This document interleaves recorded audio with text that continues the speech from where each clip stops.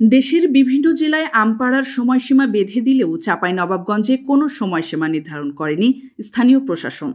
ফলে আম পাকলেই তা বিক্রি করতে পারবেন চাষিরা। বৃহস্পতিবার বেলা ১১টায় চাঁপাইনবাবগঞ্জ জেলা প্রশাসকের সম্মেলন কক্ষে ম্যাঙ্গো ক্যালেন্ডার প্রণয়ন এবং নিরাপদ ও বিষমুক্ত আম উৎপাদন, বিপণন, পরিবহন, বাজারজাতকরণের লক্ষ্যে আয়োজিত প্রস্তুতি সভায় এ সিদ্ধান্ত হয়।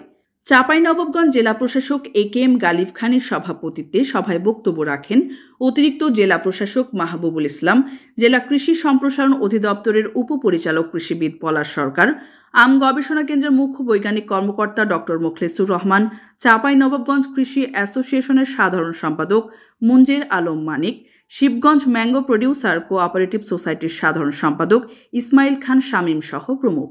আম চাষিদের সম্মতিতে সভায় জানানো হয় গাছে আম পাকলে নামিয়ে বিক্রি করা যাবে। আম পাড়ার জন্য কোনো ক্যালেন্ডার ঘোষণা করা হচ্ছে না। এবার চাষিদের সুবিধার্থে এই সিদ্ধান্ত নেওয়া হয়েছে। সভায় আরও জানানো হয় কোনো অসাধু ব্যবসায়ী যদি অপরিপক্ক আম নামায় তার বিরুদ্ধে কঠোর ব্যবস্থা নেওয়া হবে। চাঁপাইনবাবগঞ্জে এবার 4,50,000 মেট্রিক টন আম উৎপাদনের লক্ষ্যমাত্রা নির্ধারণ করেছে কৃষি বিভাগ, যা গত বছর ছিল 4,25,000 মেট্রিক টন।